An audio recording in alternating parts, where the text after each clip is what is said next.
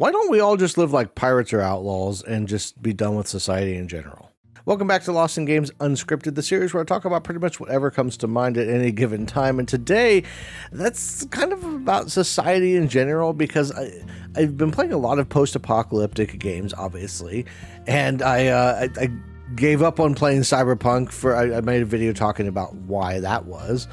But something that's really come to mind that I've been thinking a lot about lately is, why don't we just do the old style of things? Why don't we just go back to a world where it's like everybody kind of do whatever you want and we'll just like give up on society completely? So I think about this in terms of things like Red Dead Redemption 2 or Assassin's Creed Black Flag, which I'm currently playing for the Philosophy and Ethics in Games series, but also movies like The Hunger Games, Pirates of the Caribbean, which I've been on a Pirates kick lately, so I was watching the Pirates of the Caribbean at World's End the other day.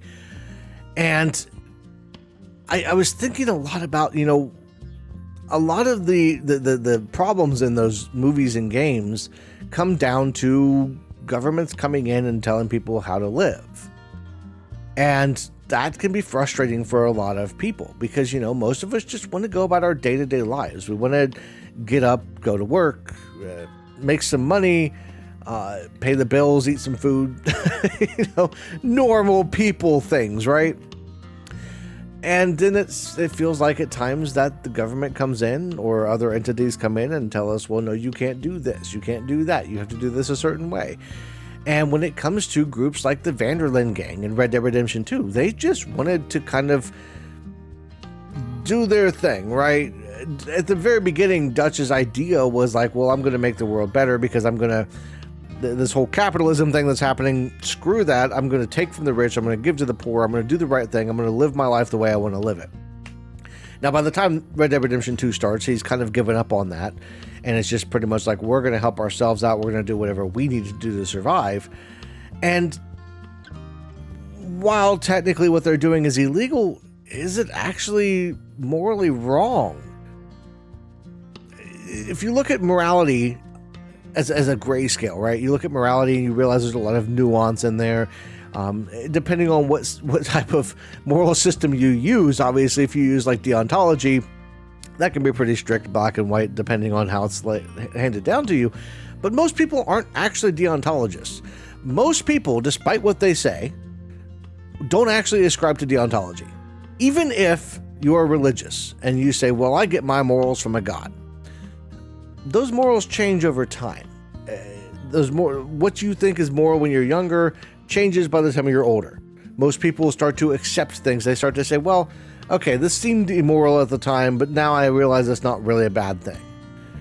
Most people that's the way it works. Realistically, most people would be more utilitarian. They would be more consequentialist. They would say, well, your actions and what you do depends on, whether it's more or not depends on the outcome. It depends on what happens at the end of the day, right?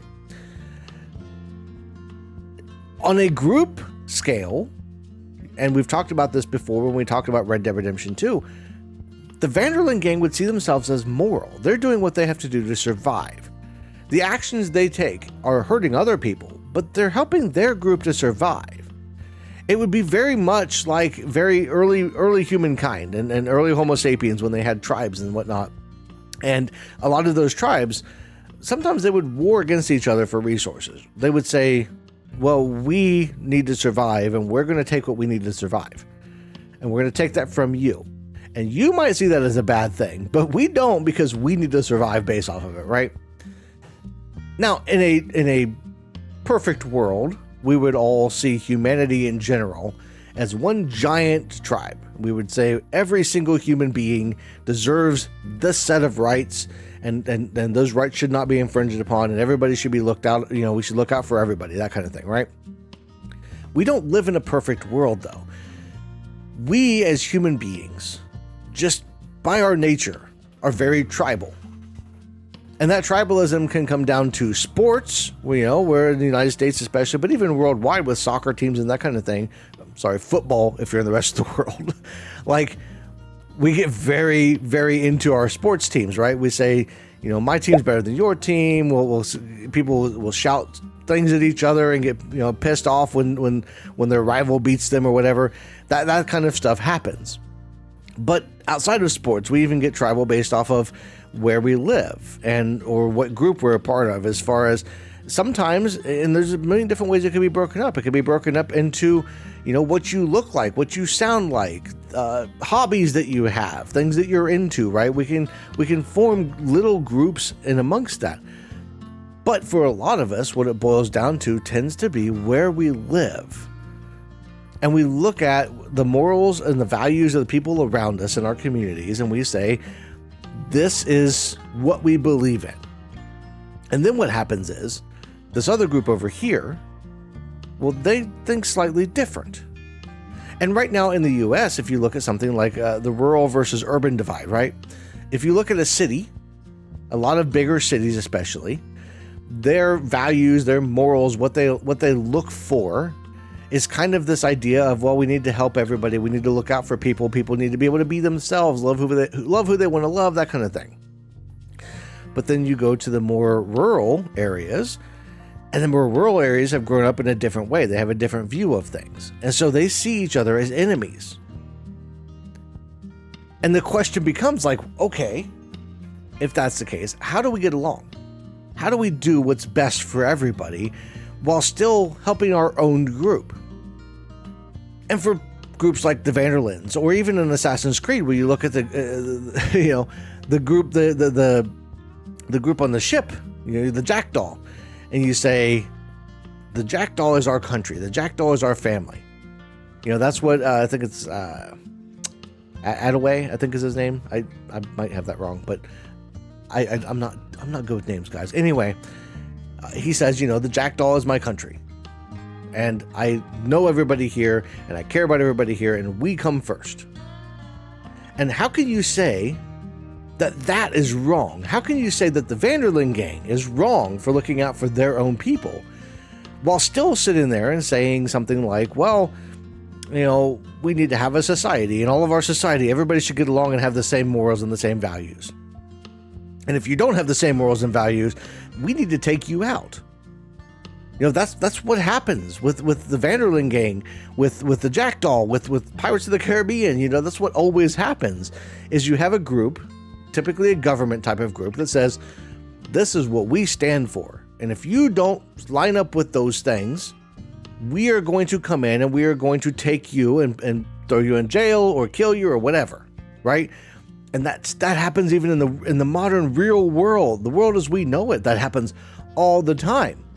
Wars are fought over not just territory, but also values, and people saying our values are more important than your values.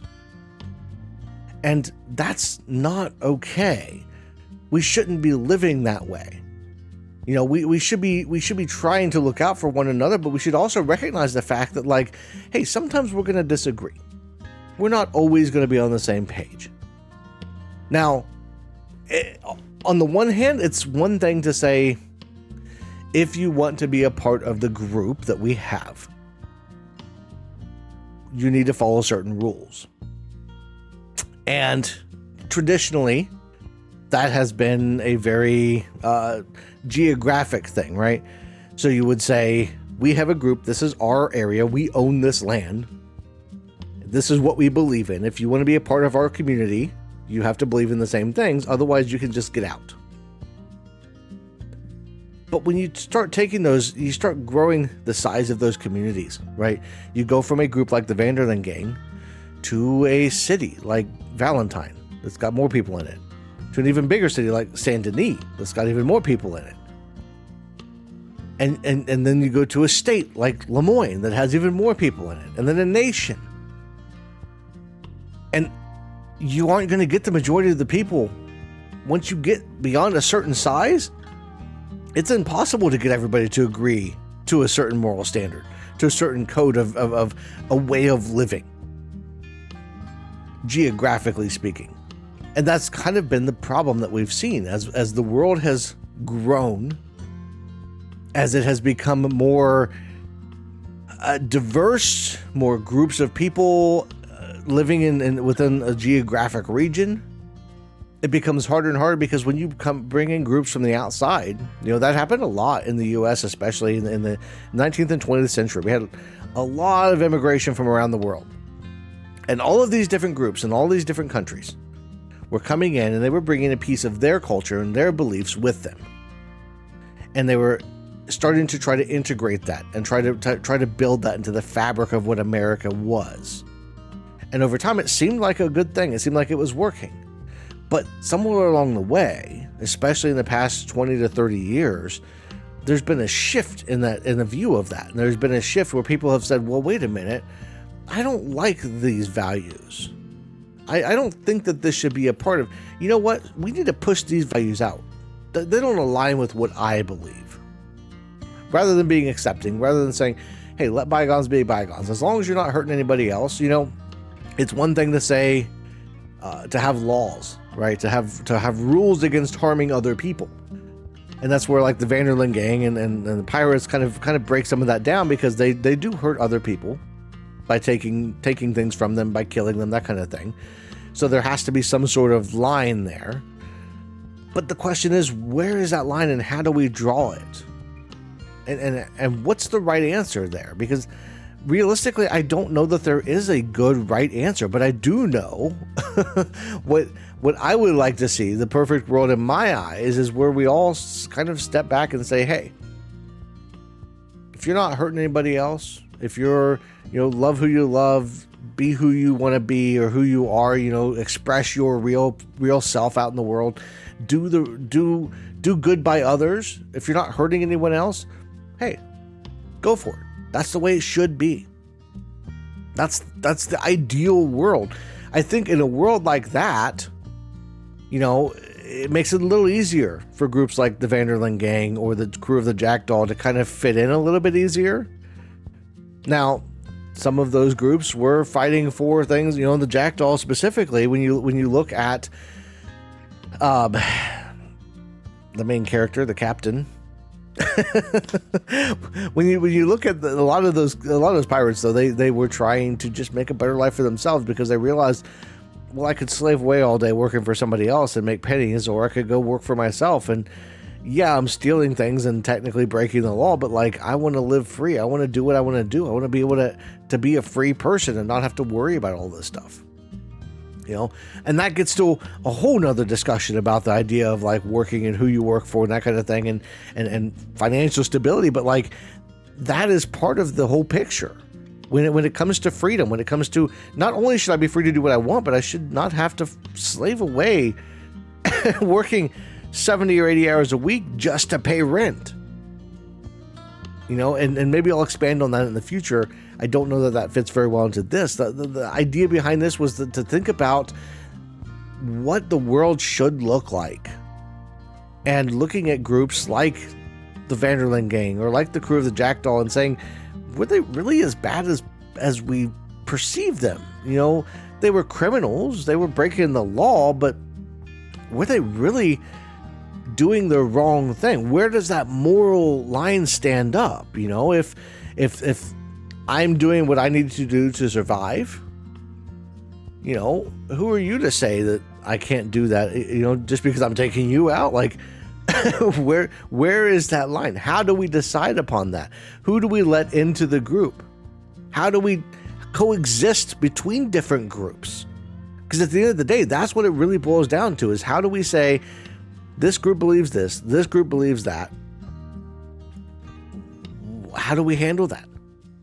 Obviously, ideally, laws that say don't hurt each other, don't fight, don't kill each other. But like, how do we handle that? What's the right thing to do? So I know that's a lot, and there's a lot more to this discussion, but I just wanted to kind of get it started. It's one of the many different kind of moral things that I'm dipping into as we go. But overall, this is going to be part of a bigger series where I'm going to be talking about and expanding on some things I've talked in recent videos about post-apocalyptic morality and ethics, and how we could or should handle those situations.